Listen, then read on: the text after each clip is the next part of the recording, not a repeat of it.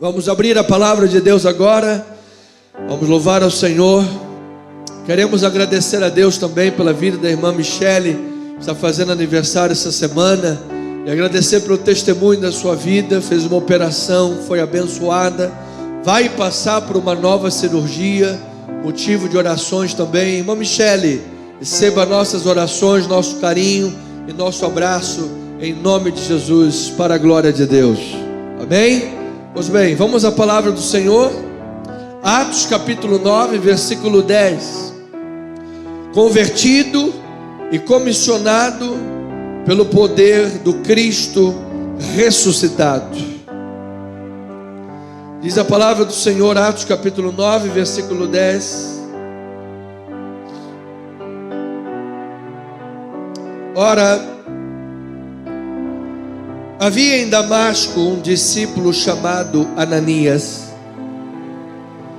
Disse-lhe o Senhor numa visão: Ananias. Ao que respondeu: Eis-me aqui, Senhor.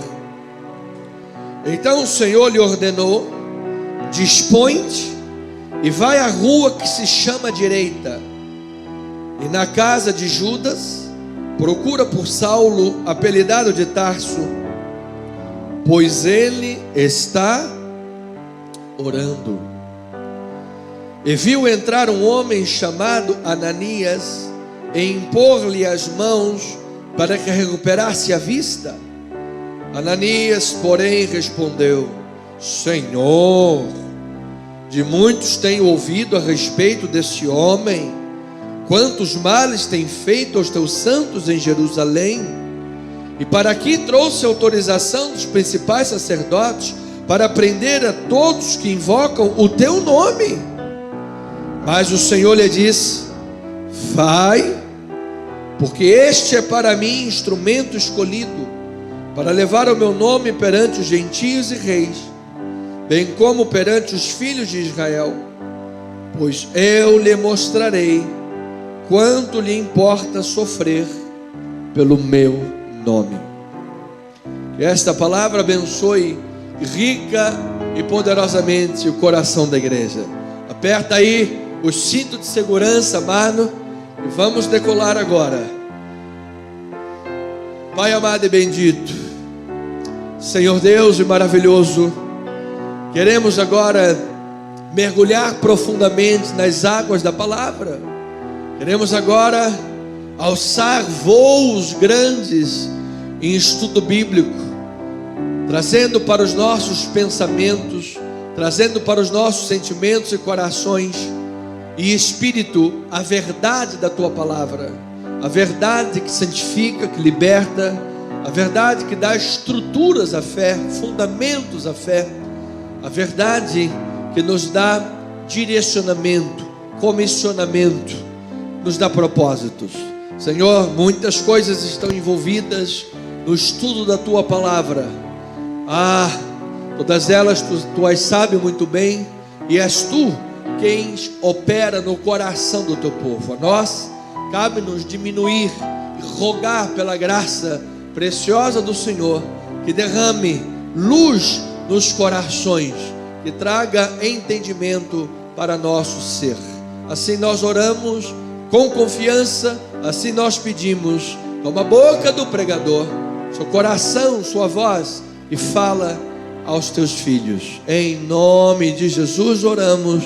E o povo amado de Deus, ovelhinhas, digam amém e amém. Louvado seja Deus, pastor. Igreja amada do Senhor, igreja cristã, comunidade cristã, sacerdotes e ministros de uma nova aliança.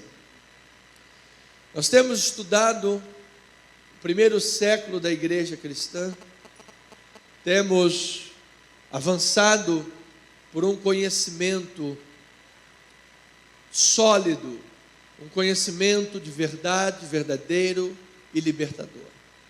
E isto é simplesmente maravilhoso, porque isso nos salvaguarda de vivermos aventuras espirituais, de vivermos ao dessabor do presente século, suas seduções e culturas, parte dela contra Cristo, para que estejamos com a nossa vida absolutamente alinhada com a missão evangélica, alinhada com a verdade cristã, com a vontade de Deus, porque nós estamos aqui numa peregrinação. Pedro diz que nós somos forasteiros, peregrinos nesse mundo, e aqui enquanto estivermos, há planos, há missões, há propósitos, e Deus quer usar a tua vida. Receba para a glória do Senhor. Então, a ferramenta que nós temos, a oferta que nós fazemos, é o Evangelho. E este é oferecido a todas as pessoas. Não existe um pré-requisito. Prega para esse, mas aquele lá não pode ouvir. Não, esse aqui não e aquele sim. Não, nós pregamos para todos. O Evangelho é oferecido para todos. O Evangelho não permite barreiras que impeçam de ser aceitas como parte da comunidade cristã, como parte do povo de Deus, qualquer pessoa, desde que se arrependa e creia no Evangelho. Ou seja, qualquer pessoa na face da terra que creia, que receba a palavra, que se arrependa dos seus pecados, que mude as práticas da sua vida e coloque de acordo com a palavra do Senhor, é bem-vinda na igreja de Jesus Cristo. Porque Deus pode curar, sarar, restaurar. Deus pode tirar a pessoa, amados, dos caminhos mais escusos, mais de maior lama. Deus pode lavar a sua vida totalmente e fazê-lo novo, regenerado em Cristo Jesus. Então nós vimos no capítulo 8 que Filipe deu continuidade ao seu ministério evangelístico aos excluídos da religião. Amado, é muito triste quando alguém se sente rejeitado ou excluído.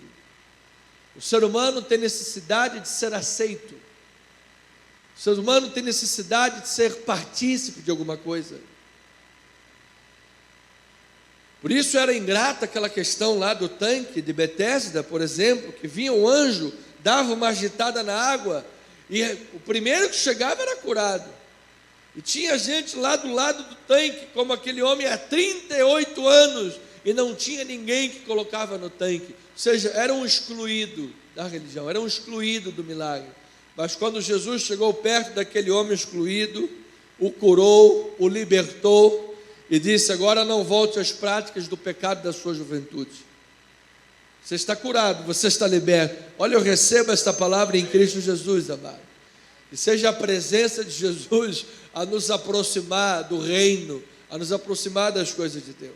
Então Filipe leva os excluídos da religião.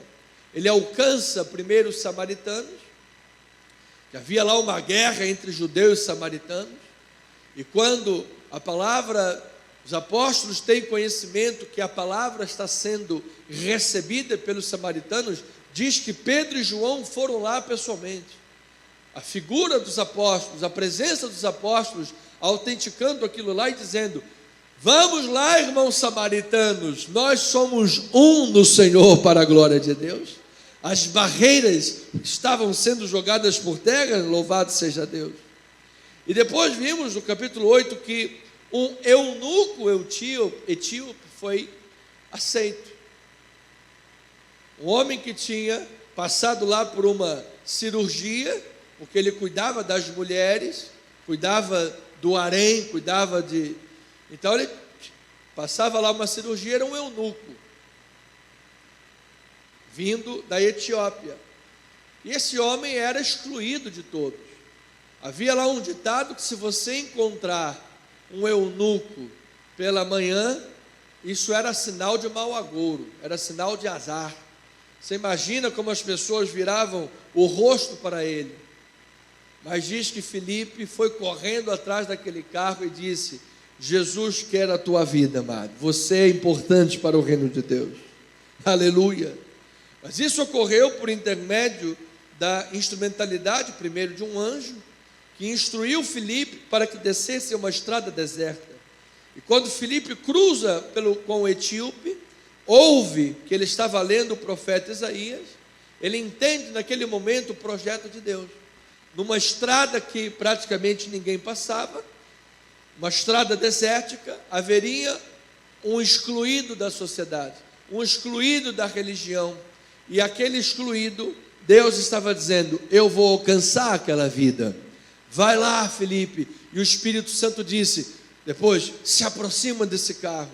E aí no capítulo 8, versículo 26 a 30, ele diz assim: um anjo do Senhor falou a Filipe, dizendo: dispõe-te, vai para o lado do sul, no caminho que desce de Jerusalém a Gaza. Este se acha deserto. Ele se levantou e foi. Eis que um etíope, eunuco, alto oficial de Candace, ou seja, rainha dos etíopes, o qual era superintendente de todo o seu tesouro, que viera adorar em Jerusalém. Ele estava de volta e assentado no seu carro, vinha lendo o profeta Isaías. Você veja que, apesar de haver uma proibição clara de Deuteronômio 23:1, que ele não poderia entrar no templo, a necessidade de adorar era muito grande. Ele disse: eu vou lá para adorar, eu quero estar perto disso. E aí diz lá, ele estava lendo o profeta Isaías. Então disse o Espírito a Filipe: aproxima-te desse carro e acompanha.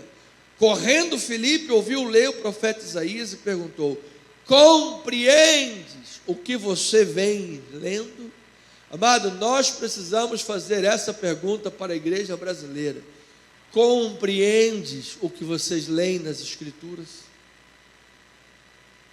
Porque uma diferença aqui ou acolá periférica não tem problema, mas, irmãos amados, cada coisa que a gente ouve por aí, você sabe, é coisa, gente do céu, muita gente vai ser cobrada, Deus me livre. Mas vamos adiantar. E aí no versículo 35 ele diz assim: então Filipe explicou, e começando por esta passagem do profeta Isaías, da Escritura, ele anunciou-lhe quem? A Jesus Cristo. Ele disse: este aí que você está lendo, que tomou sobre si as nossas dores, tomou sobre si os pecados, ele foi maltratado, ele foi humilhado, o mais rejeitado entre os homens. Você veja que o etíope estava lendo exatamente a passagem que tocara no seu coração, lhe identificava. O mais rejeitado entre os homens, aquele que sabe o que é padecer, como que os homens escondem o rosto, nele não havia beleza, nele não havia formosura. E o etíope perguntou: olha, o profeta está falando de si mesmo, ou é algum outro profeta? Quem é essa pessoa? Então Filipe disse: esta pessoa é Jesus Cristo, Senhor dos senhores, que morreu, mas ao terceiro dia ressuscitou. Ele morreu, mas ele está vivo. Ele é Senhor, ele é mestre, ele é Deus, ele é o único, ele é o Salvador. E disse aquele: olha, eu creio que Jesus é o Filho de Deus. O que é que me impede de ser batizado? Nada impede. Você não está excluído. Vamos lá, você faz parte da comunidade cristã. A Deus toda a glória. Isso é lindo demais. Como Deus torna sua família, amado, pessoas que estavam lá excluídas e marginalizadas, parte da família real, restaurada para a glória de Deus. Então, é digno de nota que os evangelhos, especialmente Lucas e Atos, mesmo escritor, ele traz a menção de que anjos do Senhor se manifestam, anjos do Senhor instruem, anjos de Deus se movem a respeito do reino de Deus, trazem mensagens específicas. Eu sou Gabriel, mensageiro. Eles trazem cumprimento de ordens de Deus. E aqui a história começou com um anjo instruindo: Filipe, vá lá, desce para a cidade deserta, Deus vai te usar grandemente. Então eu tenho dito à igreja desde domingo passado: amado, esteja certo de que há um ministério angelical agindo a respeito da igreja. há um ministério de anjos que aos Hebreus 1,14 vai dizer que são espíritos ministradores enviados a respeito daqueles que hão de herdar a salvação. Ou seja, todo aquele que vai herdar a salvação em Cristo Jesus, amado, espíritos ministradores agem a teu respeito. Agora, nós precisamos estar conscientes disso, precisamos orar a esse respeito. Senhor, envia anjos. Podemos estar, porque depois a continuidade do texto, ele diz, no capítulo 2, versículo 1, aqueles que negligenciaram a palavra que foi dada por intermédio de anjos, que é exatamente o que nós vamos ler aqui agora, eles negligenciaram a grande salvação. Como escaparemos nós se negligenciarmos tão grande salvação? Certamente de muitas coisas Deus nos livra, mas se nós vivermos negligentes quanto à salvação, amados, nós mesmos vamos tropeçar em coisas que estamos criando, e aí não tem anjo que dê jeito. Então não podemos, porque tem anjo que diz assim: gente, esse cara dá trabalho, misericórdia, Senhor, não tem como fazer um revezamento, não, bota o outro anjo ali para cuidar desse irmãozinho, que olha, está dando não, misericórdia de Deus. Nesse dia, ontem eu até me senti consolado, que eu vi o pastor Augusto Nicodemos, tio Nico, andando de moto. Falei: Deus seja louvado nas alturas, pai. Eu não sou o único que dou trabalho para os anjos, graças a Deus. Amado, que anjos do Senhor estejam acampados ao teu redor, livrando e guardando em nome de Jesus, e estejamos conscientes de todo o valor que há na vida da salvação. Então, Atos 7, 30, 35 e 38, veja lá essa ministração de anjos e também em meio a desertos. É uma relação, uma correlação nisso. Ele diz assim: decorridos 40 anos, apareceu-lhe no deserto do Sinai um anjo, por entre as chamas de uma sarça que ardia. 35, a este Moisés, a quem negaram a conhecer, dizendo: quem te constituiu autoridade e juiz? A este enviou Deus como chefe libertador, com a assistência de quem? Do anjo que lhe apareceu na sarça. Diz que a sarça ardia e não se queimava, amado. Estava lá um anjo, ou o anjo. E depois ele diz, versículo 38, a este Moisés, quem esteve na congregação no deserto, com o anjo que lhe falava no monte Sinai, e com nossos pais, o qual recebeu palavras vivas para nolas transmitir. Louvado seja Deus, amado. Eu creio em nome de Jesus que para que a obra de Deus seja realizada, Ele pode pontualmente, em algumas questões específicas, enviar anjos para ministrarem a respeito da igreja, para abrir caminhos, amado. Você já viu que quando uma autoridade, um presidente importante, um presidente seja respeitado, não um presidente que pega 400 milhões para fazer um avião com luxo e gasta o dinheiro do povo, mas um presidente respeitável nesse mundo, onde ele chega, amado, diz que botam lá policiais, botam lá autoridades para ir fechando o caminho, e ele vai passando no meio de todo mundo, e os caras falam assim, pode passar, pode passar, pode passar, e o caminho está livre, o caminho está liberado. Amado, anjos de Deus que sejam enviados à nossa frente, limpando caminhos, tirando problemas, tirando as barreiras, e quando nós estivermos passando em prol da missão evangélica, os anjos digam assim, vamos lá, irmão, vamos lá, pode passar que o caminho está liberado, pode passar que a estrada está aberta, e nós vamos fazer a missão que Deus nos deu para fazer, amado. Os leões terão a boca fechada, as fornalhas não chamuscarão o cabelo. Por quê, amado? Porque um anjo de Deus foi enviado.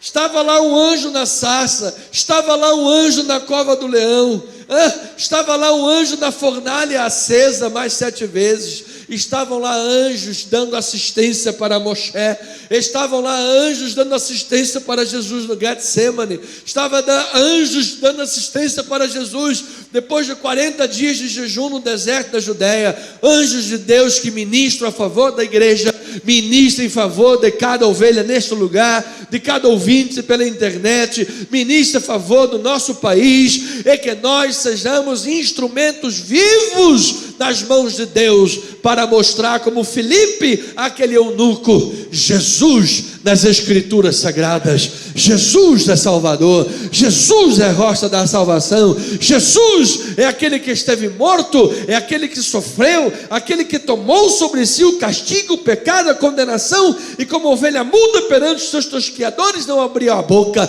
mas ao terceiro dia ele ressuscitou. Diga com seus lábios: Jesus ressuscitou! Jesus ressuscitou! Jesus ressuscitou! Então este é o pano de fundo. Chegamos agora no momento que vamos dar continuidade para entender o que é que Deus está fazendo aqui. Deus está fazendo coisas grandes, amado. Ele está expandindo o Evangelho. A igreja está nascendo. O primeiro século está ouvindo a igreja cristã. E hoje, 2000 anos depois, você está tendo a oportunidade de ouvir o Evangelho. E no último dia, quando estivermos diante da glória de Deus, nós diremos: eu criei no teu Evangelho, Senhor Jesus. Então, neste prisma da intervenção sobrenatural, vejamos que as primeiras cenas da missão evangélica ou missão cristã, elas começam com aparições sobrenaturais de Jesus Cristo, já depois de ressurreto, e aparecem também com os discípulos esperando em oração. Você se lembra que o texto básico, Jesus ressurreto, sobrenaturalmente ele vai a Ananias e diz o quê? Ananias, olha a intervenção sobrenatural. Sim, Senhor, eis-me aqui. Vai lá na casa de Judas, porque lá dentro está Saulo. E Saulo está o quê? Orando. Então assim começa também a missão cristã. É assim que os estágios da missão cristã avançam.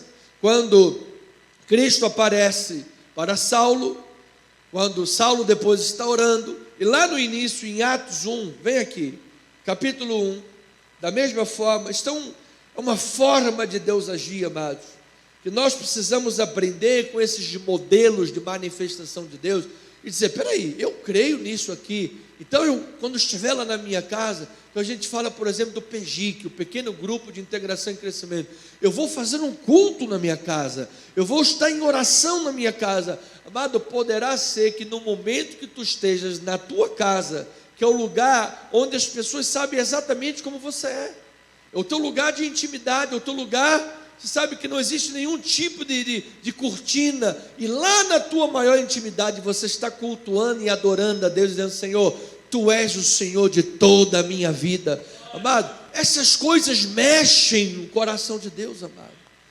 Que lá vem uma intervenção sobrenatural nesta hora, um milagre vem, uma porta se abra, uma cura chegue, um diagnóstico seja mudado, um juiz dê lá uma canetada a teu favor e a glória de Deus aconteça de alguma forma.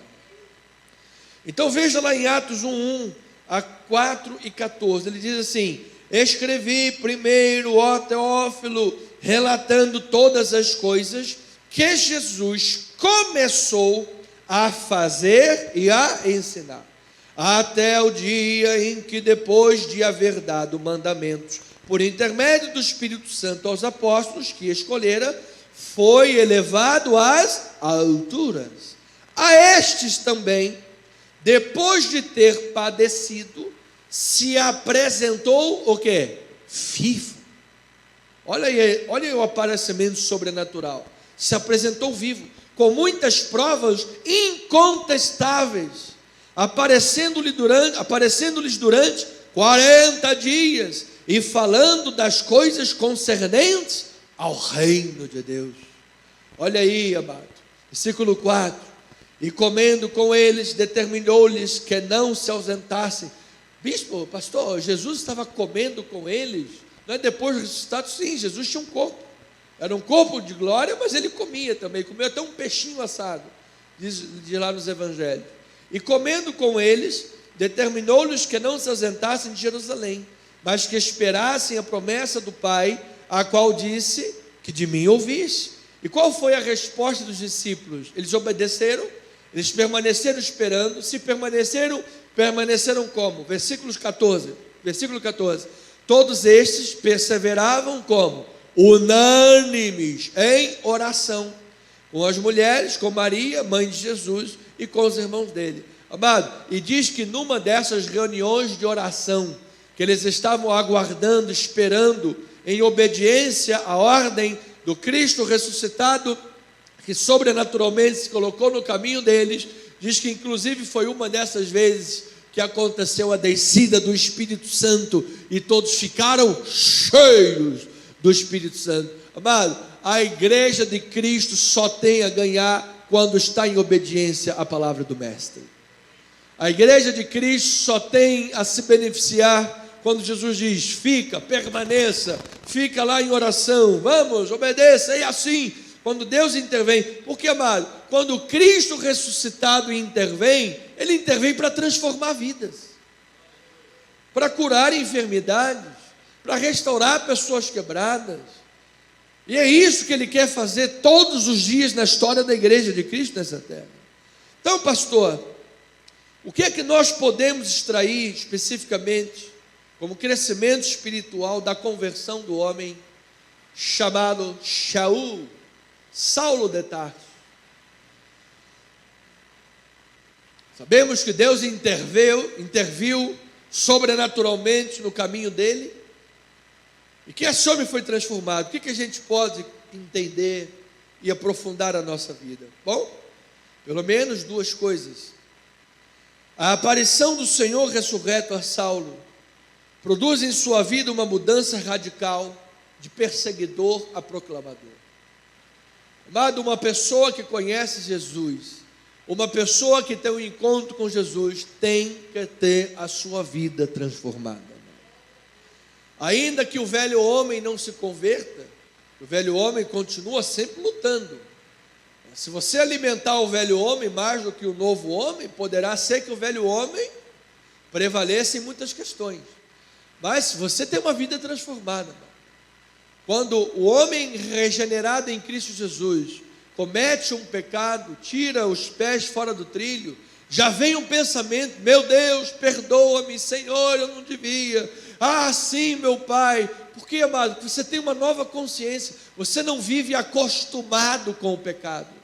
Você não vive uma vida velha, ou só é cristão na igreja e chega em casa, xinga todo mundo, grita, briga. Você sabe, é onde as pessoas verdadeiramente conhecem quem você é, porque você é uma pessoa totalmente, delinquente. Amado, em nome de Jesus, você é santo e irrepreensível, amado.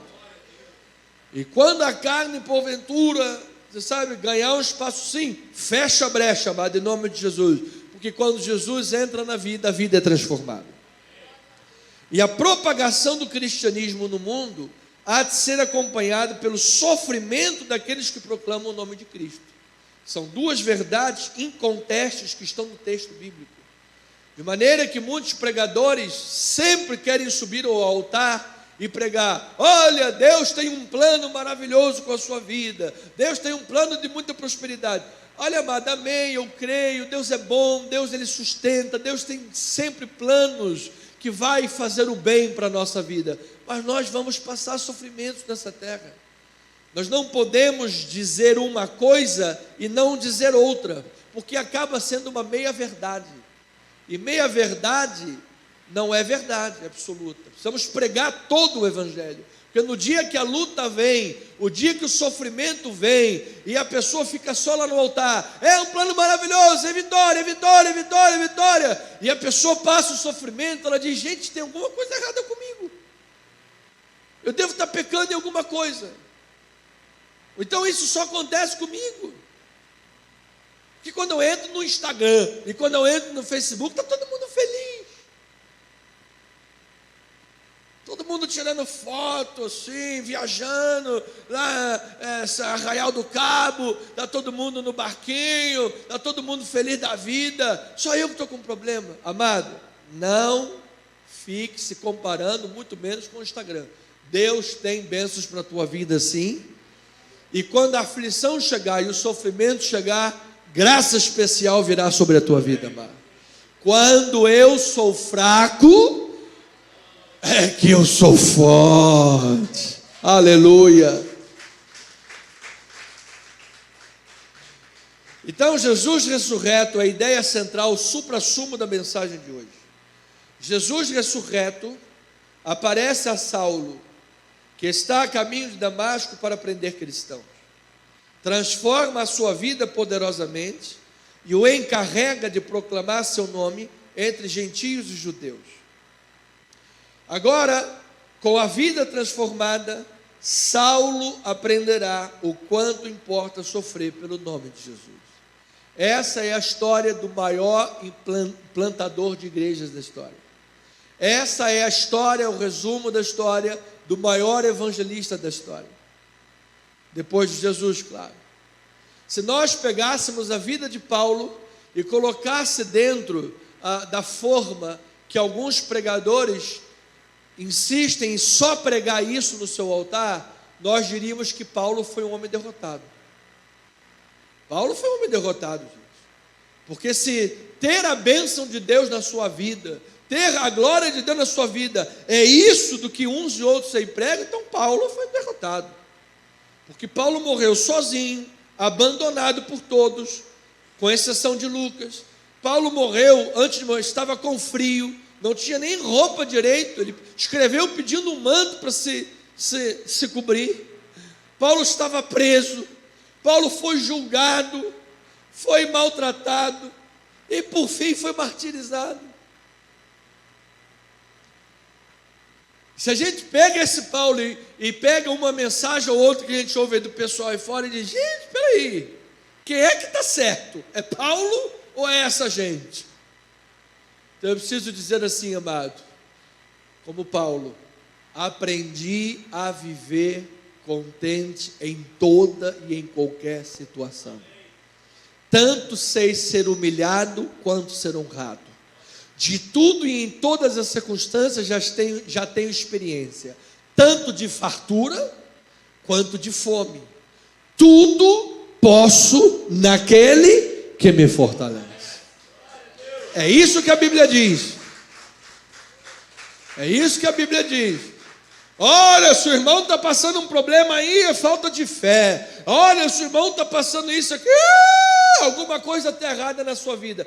Amado, cristianismo assim não é diferente do que o paganismo do primeiro século, em que a pessoa dizia assim: vou fazer uma oferenda para esse Deus aqui, para ver se vai dar certo. Ih, não deu certo, esse Deus é fraco.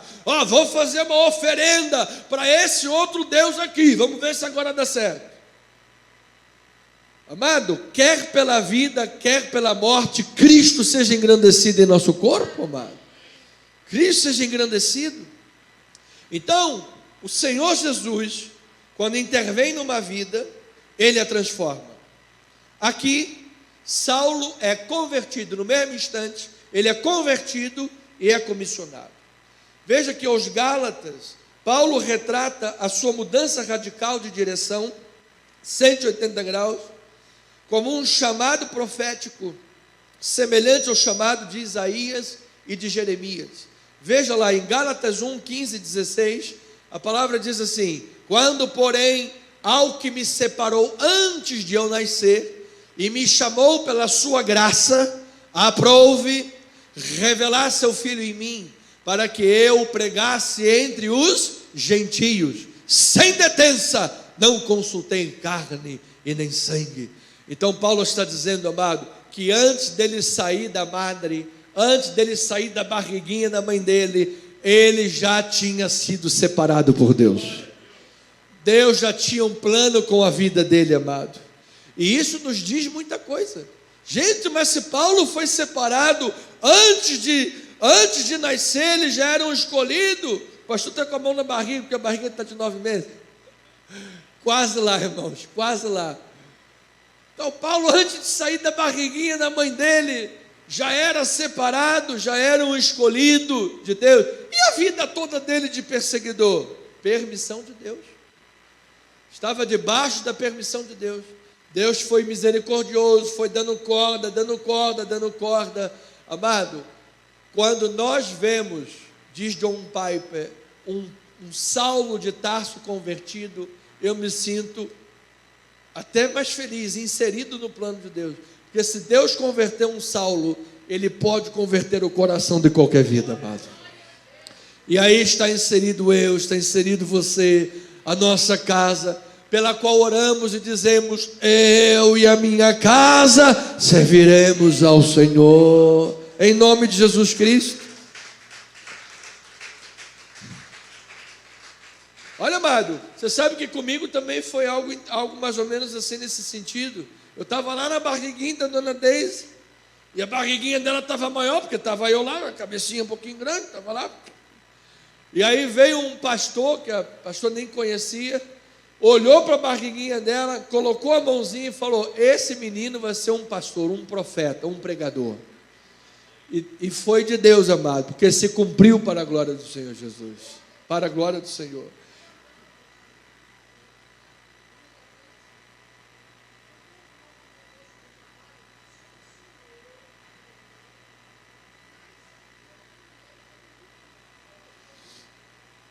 E ele falou que seria um pastor, um profeta, um pregador. Eu recebo essa palavra em nome de Jesus. Vamos lá, Isaías 49, 5 e 6. Então Paulo, ele compara o seu chamado, a sua mudança de direção e transformação a Isaías e a Jeremias. Isaías 49, 5 e 6. Mas agora diz o Senhor, que me formou desde o ventre. Olha lá o que o profeta Isaías está dizendo. Desde o ventre, para ser seu servo, para que torne a trazer Jacó e para reunir Israel a ele. Paulo também tem um ministério a judeus. Porque eu sou glorificado perante o Senhor, e o meu Deus é a minha força. Sim, diz ele, pouco é o seres meu servo, para restaurares as tribos de Jacó e tornares a trazer os remanescentes de Israel. Também te dei como luz para os gentios, para seres a minha salvação, até aonde? A extremidade da terra. Amado, louvado seja o Senhor. Se João Batista veio no poder e na força de Elias, eu diria esta manhã, e nunca ouvi ninguém dizer isso, creio que Paulo veio na força e no poder de Isaías e Jeremias, porque ele é uma unção semelhante. Você veja que a mesma coisa que Paulo diz a seu respeito e o seu ministério é o que Isaías está dizendo. Então havia ali um propósito de Deus que é linear. Deus tem um propósito sempre, e eu creio, amado, para a minha vida, para a tua vida, Deus há de nos dar unção e capacitação para que preguemos a palavra àqueles que estão perdidos aí fora. E Jeremias 1,5 ainda, o profeta diz assim: antes que eu te formasse no ventre materno, eu te conheci, e antes que saísse da madre, te consagrei e te constituí profeta às nações. A minha pergunta é: qual foi o livre-arbítrio que Isaías teve? Nenhum. Qual foi o livre-arbítrio que Jeremias teve? Nenhum. Qual foi o livre-arbítrio que Paulo teve? Nenhum. Era Deus soberano intervindo na vida daqueles homens, amado. Era o chamado de Deus. Por isso a graça de Deus é irresistível, amado. A pessoa tenta lá resistir e vai resistindo o quanto pode, mas há um momento que a graça de Deus é derramada de tal maneira que a pessoa diz: eu não tenho como resistir a essa graça, eu não tenho como resistir. É como diz assim a palavra, a pessoa passa na porta da igreja e tem lá um convite na parte de fora: vinde a mim, todos vós que estáis cansados e sobrecarregados. Ou seja, depende da tua escolha. Você quer? Você quer? Então vinde. E eu vou lá e entro na porta da igreja. Aí diz que uns olham assim e dizem: não vou entrar não. Não quero essa coisa de Bíblia, coisa de Jesus aí, coisa de igreja, nada disso. Não venho não, tchau, vai embora. Legal. Aí outros vão assim, mais um pouquinho, bota a cabecinha lá dentro, dá uma olhada, olha esse negócio aqui, legal, gente boa aí, mas vai embora, não entra. Aí tem outros que vão lá o convite: vinde a mim, todos vós que estão cansados, e diz: isso aí é para mim, eu vou entrar. E ele vai. Pastor, ele está escolhendo, ele que está escolhendo ir. Legal, é isso aí, ele vai. Ele entrou. Aí quando ele entrou, está na casa do pai, ele olha a porta do lado de dentro e diz, está escrito assim: ninguém pode vir a mim se o Pai não o trouxer. Aleluia. Vamos aplaudir ao Senhor Jesus, amado. Você sabe por que você veio, amado? Porque o Pai te trouxe.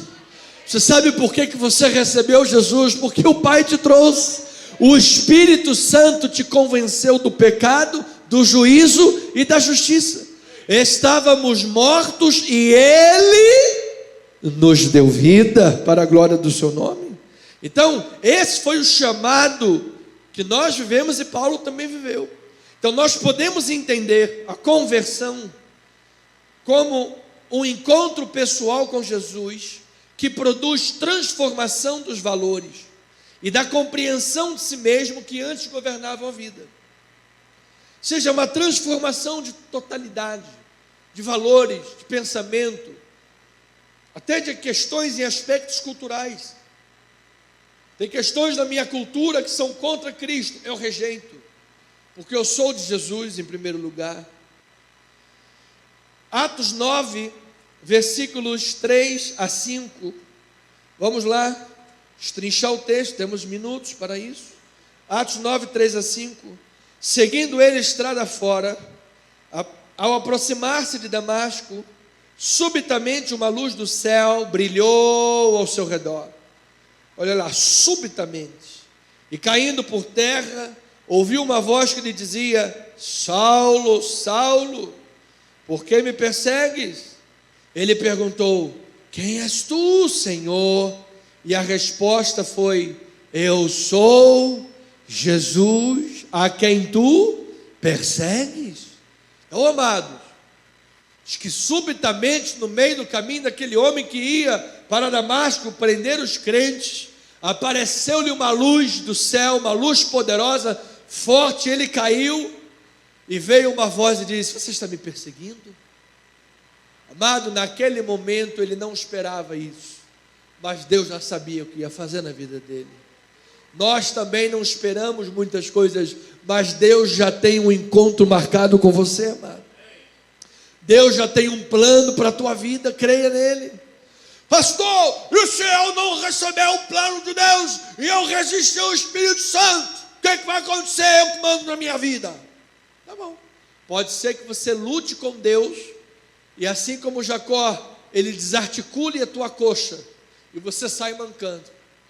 A pergunta é: você quer obedecer a Deus bonzinho das pernas, ou quer obedecer a Deus pela dor quando você estiver mancando?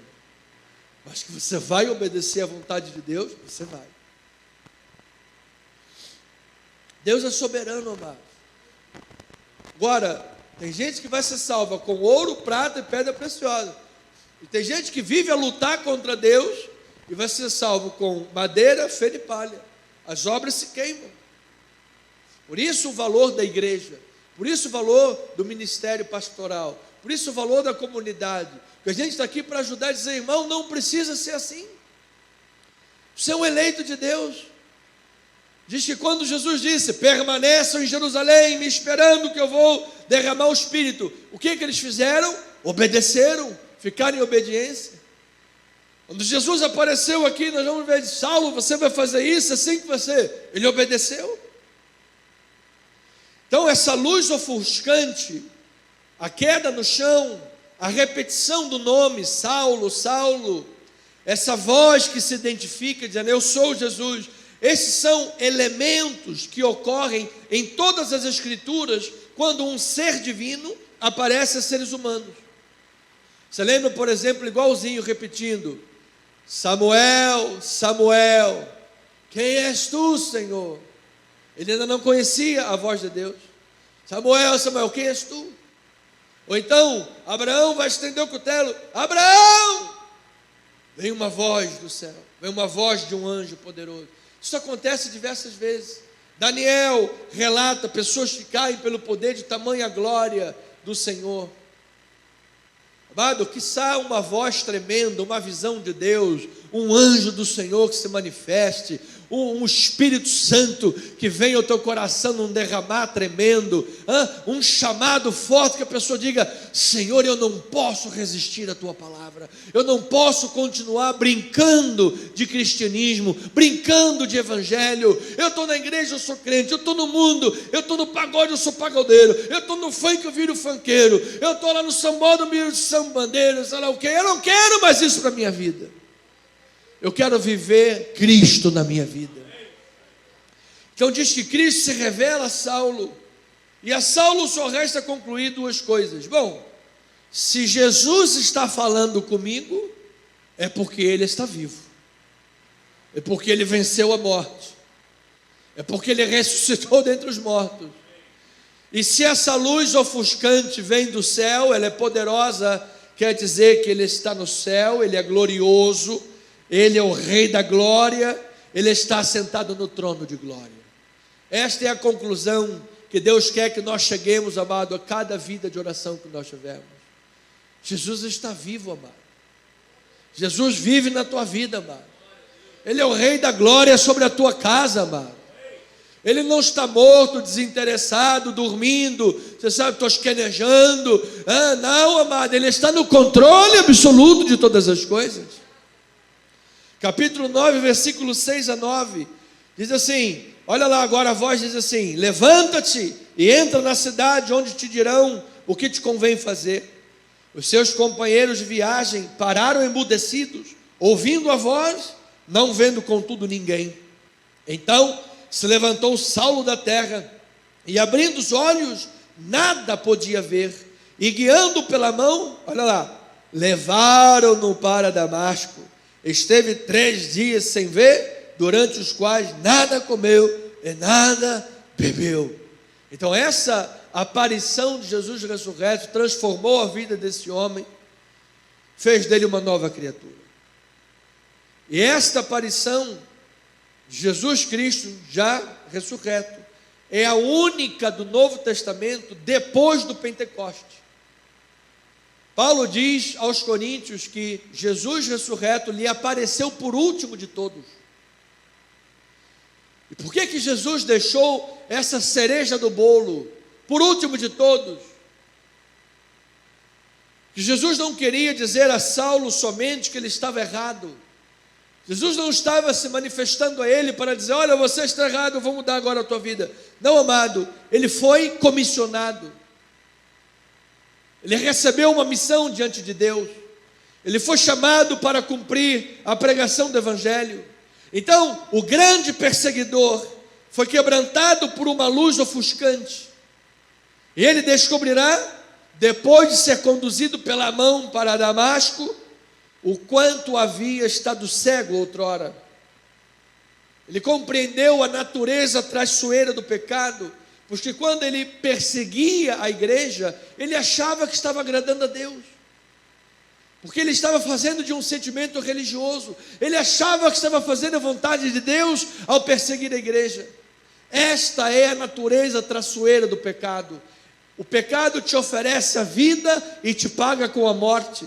O pecado te oferece a liberdade e te paga com a escravidão. E essa coisa de ser crente é muito chata. Você está preso, você não pode fazer nada, isso e aquilo. Liberdade sou eu que sou livre. Você é um escravo da bebida, você é um escravo do mundo, é um escravo da maconha, da droga, é um escravo do mundo, do ilícito. E conhecereis a verdade, e a verdade vos libertará. É o Evangelho que liberta.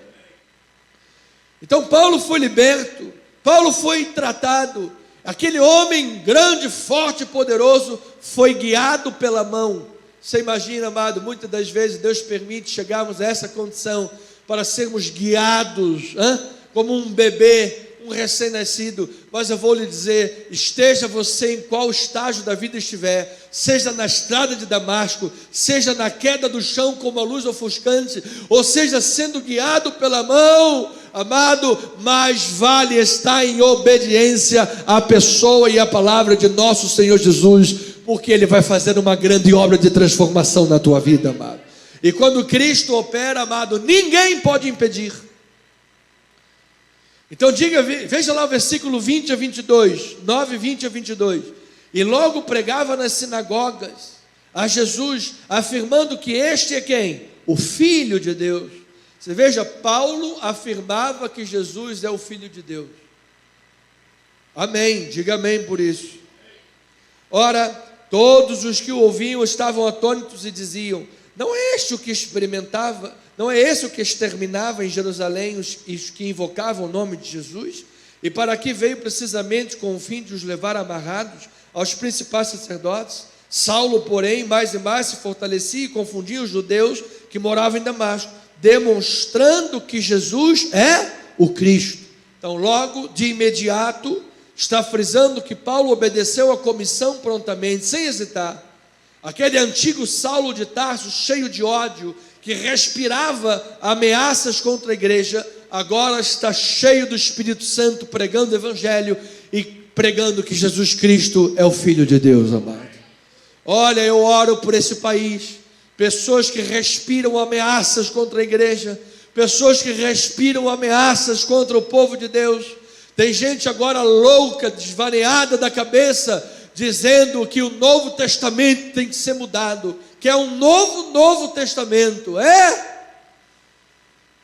No último dia, aquele que tentar tirar um tio e um jota da palavra sagrada vai ter toda a eternidade com choro e ranger de dentes para se arrepender. Tem gente aí dizendo aí fora que tem que acabar, fechar as igrejas. Amados irmãos, a igreja é o lugar onde Deus fala para o seu povo, é onde vidas são restauradas, é onde Saulo de Tarso é levantado como um homem de Deus. Então o Senhor Jesus, quando intervém, transforma vidas, e nesta condição de vida transformada, se tem a consciência do valor inestimável do Evangelho, estando pronto para ser perseguido e sofrer em razão da fé. Capítulo 9, versículo 1 e 2, vamos correr um pouquinho que a hora está avançada. Saulo, respirando ainda ameaças e morte contra os discípulos do Senhor, dirigiu-se ao sumo sacerdote. Ele pediu cartas para a sinagoga de Damasco, a fim de que, caso achasse alguns que eram do caminho, assim homens como mulheres, os levasse presos para Jerusalém. Então aqui pela primeira vez os discípulos são chamados de os do caminho. Essa expressão tem origem em três coisas. Primeiro, na citação de Isaías 40, versículos 1 a 3, diz a palavra: consolai o meu povo, diz o vosso Deus. Falai ao coração de Jerusalém, bradai-lhe que é findo o tempo da sua milícia, que a sua iniquidade já está perdoada e que já recebeu em dobro das mãos do Senhor por todos os seus pecados. Vós do que clama no deserto, preparai o caminho do Senhor, endireitai no ermo a vereda do nosso Deus. Então Isaías diz sobre o caminho que seria restaurado, porque é findo o tempo da milícia, é findo o tempo do pecado. Jesus, quando apareceu, João Batista disse assim: eis o Cordeiro de Deus que tira o pecado do mundo. E João Batista estava vindo exatamente para quê? Preparar o caminho do Senhor. Veja lá isso em Lucas 3, 3 a 6. Ele percorreu toda a circunvizinhança do Jordão, pregando batismo de arrependimento para a remissão de pecados, conforme está escrito no livro das palavras do profeta Isaías: vós do que clama no deserto, preparai o caminho do Senhor, endireitai as suas veredas.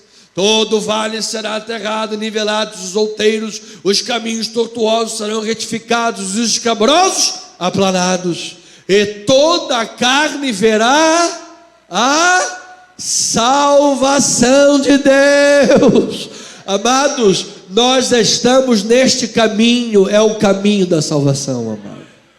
Então essa é a primeira questão. A segunda é na declaração do próprio Senhor Jesus, quando ele disse que era o caminho da salvação. Ele disse: eu sou o caminho, a verdade e a vida. Então ele é o caminho, não existe outro caminho. Em terceiro lugar, na ideia de seguir Jesus pelo caminho do discipulado. Jesus dizia assim: vem, larga tudo isso, venha, siga-me, siga-me, siga-me, siga-me para onde? Pelo caminho, siga-me, siga-me. É a ideia de seguir Jesus. Diz que aquele homem que estava na estrada, o cego Bartimeu, quando foi curado, ele seguia Jesus a estrada fora. Amado, se você é de Jesus, você segue Jesus onde Jesus está. Olha, mas está todo mundo contra Jesus, mas eu fico com Jesus. Mas está todo mundo perseguindo Jesus, mas eu fico com Jesus. Você é do caminho. Então, os cristãos são identificados como do caminho. Os cristãos são identificados como discípulos do Senhor. Tudo isso tem uma relação próxima. Os discípulos aqui são identificados como o teu povo santo. Os discípulos são identificados como o povo que invoca o teu nome. Amados, ouça, o que está em jogo aqui é o caminho da salvação. Por isso é que há tanta perseguição à igreja. Por isso que há tanto embates contra a igreja de Deus. É o caminho da salvação. Satanás fica lá rugindo como leão, porque este é o caminho da salvação. É isso que está em jogo. Por isso precisamos estar prontos para enfrentar perseguições e sofrermos em razão da nossa fé. Versículos 15 a 18 de Atos capítulo 9, ele diz assim: mas o Senhor lhe disse, vai, porque, você lembra, Ananias disse, quando o Senhor disse, Ananias, aí Ananias disse, sim Senhor, eis-me aqui. Aí Deus fala, vai a Saulo. Opa Senhor, espera aí, calma aí. E todos nós às vezes fazemos isso também, né? Senhor, eis-me aqui. Ah, calma aí, Senhor. Poxa vida, ser fiel todo domingo na tua casa, sexta-feira live, evangelizar, falar do... Amado, diga amém para Jesus, amado. Ele chama, esse é o chamado dele. Versículo 15, então, o Senhor disse, vai, que este é para mim instrumento escolhido para levar o meu nome perante os gentios e reis, bem como os filhos de Israel, pois eu lhe mostrarei quanto lhe importa sofrer pelo meu nome. Então Ananias foi, entrando na casa, impôs sobre ele as mãos, dizendo, Saulo, irmão, o Senhor me enviou a saber o próprio Jesus que te apareceu no caminho por onde vinhas, para que recuperes a vista e fiques cheio do Espírito Santo. E imediatamente lhe caíram dos olhos como que umas escamas e tornou a ver. A seguir levantou-se e ele foi o quê? Batizado. Então, amado, 3 minutos para terminar. Saulo foi para Damasco para pôr as mãos em alguns cristãos e prendê-los. Mas, ironicamente, no fim das contas, foi um cristão que impôs as mãos sobre ele. Ou seja, amado, toda maldição em nome de Jesus vire bênção sobre a tua vida, amado. E até mesmo caminhos errados e decisões erradas que às vezes tomamos na vida, amado, por incompreensão dos planos de Deus, que a misericórdia de Deus te alcance até na tua ignorância, amado. Porque se não fosse o útero da misericórdia de Deus que nos chamou desde o ventre materno, de fato, já teríamos sido todos consumidos. Louvado seja o Senhor. Então, em breve, a situação se inverteria, e aquele que era perseguidor dos cristãos será alvo de perseguições, aprendendo, portanto, quanto importa sofrer pelo nome de Jesus. Saulo foi escolhido não apenas para ser salvo, mas para uma missão especial, e o Senhor lhe garante uma coisa, Saulo, nesta missão, cadeias e tribulações te esperam. Amados, às vezes estamos dentro das igrejas, e parece que é só show de promessa, é show de milagre, isso e aquilo, mas é preciso dizer à igreja que a missão é árdua, a missão espera cadeias e tribulações, porque é uma missão verdadeira. Satanás faz ao contrário lá fora, ele promete muitas bênçãos e muita alegria, quando a pessoa entra na dele, no canto da sereia, acontece o quê? Morte, depressão, tristeza e inferno. Jesus é diferente, vem a mim, você vai ter paz no coração. Agora, tem muito problema para enfrentar. Agora, no final disso tudo, você é mais do que vencedor em todas as coisas. Receba no teu espírito esta palavra, amado, em nome do Senhor Jesus. Então, Atos 26, 13, vamos rapidamente, vamos ver o exemplo Paulo está dando de si mesmo. Ao meio-dia, ó rei, indo eu a caminho fora, vi uma luz do céu, mais resplandecente que o sol, que brilhou ao redor de mim e dos que iam comigo. E caindo todos nós por terra, ouvi uma voz que me falava em língua hebraica: Shaul, Shaul, por que me persegues? Dura coisa recalcitrares contra os aguilhões. Então eu perguntei: quem és tu, Senhor? Ao que o Senhor me respondeu: eu sou Jesus, a quem tu persegues. Mas levanta-te, firma-te sobre os teus pés, porque para isto te apareci, para te constituir ministro e testemunha, tanto das coisas em que me viste, como naquelas que ainda te aparecerei. Louvado seja o Senhor. Livrando-te, olha lá, livrando-te do povo e dos gentios, para os quais eu te envio, para lhes abrires os olhos e converteres das trevas para a luz, da potestade de Satanás para Deus, a fim de que recebam eles remissão dos pecados e herança entre os que são santificados pela fé em mim. Pelo que, ó rei Agripa, não fui desobediente à visão celestial, mas anunciei primeiramente em Damasco, em Jerusalém, por toda a região da Judeia, aos gentios que se arrependessem e se convertessem a Deus, praticando obras dignas de arrependimento. Diga glória a Deus por isso, amado. Olha, ovelhinha amada, é isto aqui que está em jogo, amado. É isto aqui que está em jogo. Converter pessoas das trevas de Satanás para a luz. Por isso há perseguição e sofrimento no caminho.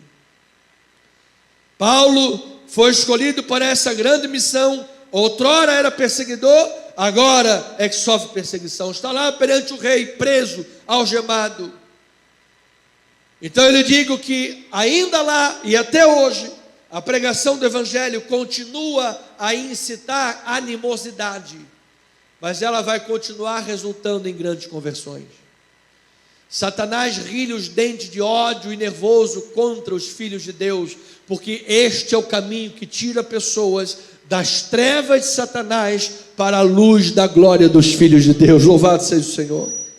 Atos 9, 23 a 25. Decorridos muitos dias, judeus deliberaram entre si tirar-lhe a vida. Porém o plano deles chegou ao conhecimento de Saulo.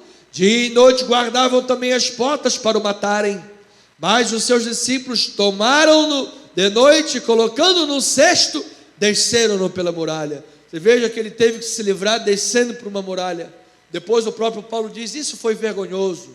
Em outras palavras diz assim: se eu tivesse morrido lá, teria se me tornado um mártir para Cristo Jesus e seria glória para Deus. Ou seja, amado, não tenhas medo do sofrimento, não tenhas medo das perseguições, não tenha medo do rugido do leão, não tenha medo de nada que venha do inferno contra a tua vida. Você recebeu uma missão santa, você recebeu uma grande comissão, que é a pregação do Evangelho.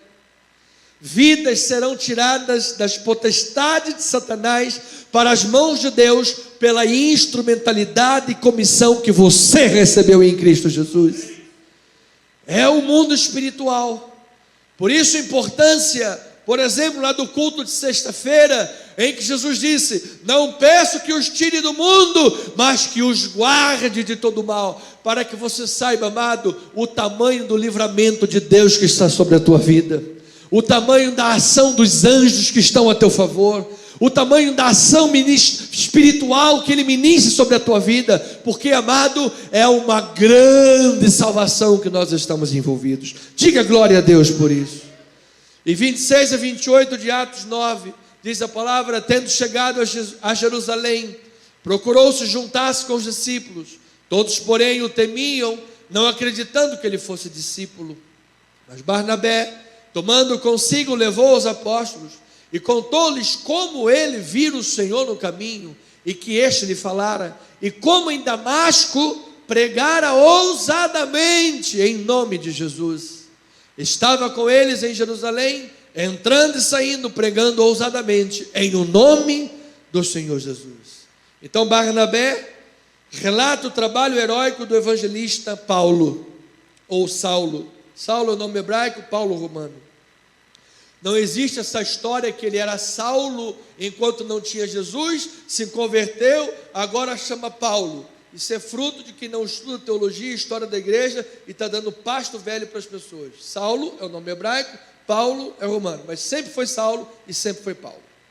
Vamos gerar aqui sensacionalismos. Então, todas as tentativas desses líderes religiosos em Damasco deram errado. E todas as tentativas do mundo vão dar errado contra a igreja de Deus. Eu preciso terminar dizendo que em uma cultura de autoajuda, em uma cultura de soluções prontas, poucos desejam ouvir que a vida cristã pode ser de dolorosa perseverança. Poucos. Mas os cristãos do primeiro século, inspirados e ancorados nas Escrituras, não se deixavam levar pelos ventos da cultura, pois estes ventos da cultura prometem felicidade, mas entregam vidas destruídas. Cristo, ainda que diga que se preciso for, sejais contristado por várias provações, certamente você vai permanecer em perfeita vitória em Cristo Jesus. Então, há muitos propósitos no sofrimento. Não apenas provar o valor da fé ou tornar-te mais resoluto, mas é consequência da proclamação do Evangelho que põe pessoas no caminho da salvação, é consequência de ajudar crentes em Jesus a crescer na fé para a glória do nome. Olha do Senhor, imagina você que vai fazer um discipulado, vai pegar uma ovelhinha que está lá, pé no mundo, pé na igreja, e sabe, Satanás tentando tragar essa vida, e você vai ajudá-la a crescer na fé. Você imagina se o mundo espiritual satânico vai ficar feliz, vai intentar coisas contra, mas em todas estas coisas, ainda que sejamos ovelhas para o matadouro, em todas estas coisas, porém, somos mais que vencedores. Então eu termino com a citação de Elaine Prevalete, uma escritora de diversas reflexões. Ela diz assim: o sofrimento é um convite para entregar a Deus o rumo da nossa vida. O sofrimento ofende não apenas nosso desejo humano de controlar o que acontece, mas em ainda maior grau a nossa capacidade de compreensão. A exigência de que a vida seja racional, entre parênteses, mas ainda que sejamos capazes de compreender a sua racionalidade. Ou seja, mais ainda, se a vida precisa ser racional, mais ainda compreender a racionalidade da vida. Ou seja, essa exigência é profundamente arraigada em nossa natureza humana. E, no entanto, com o sofrimento, temos contato com um processo de vida que nós não criamos, que nós não escolheríamos e que nós não somos capazes de compreender. Está aí um grande desafio. Mas a Bíblia diz que o sofrimento não é sinal que nós somos abandonados. O sofrimento é sinal de que graça especial e divina está cobrindo a tua vida. E Deus vai te sustentar, te fortalecer e te levar a salvo.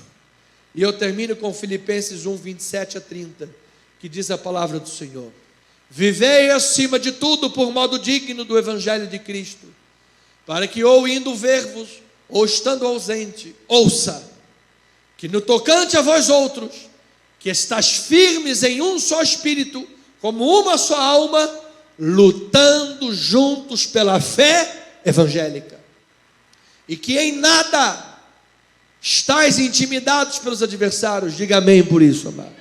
Em nada.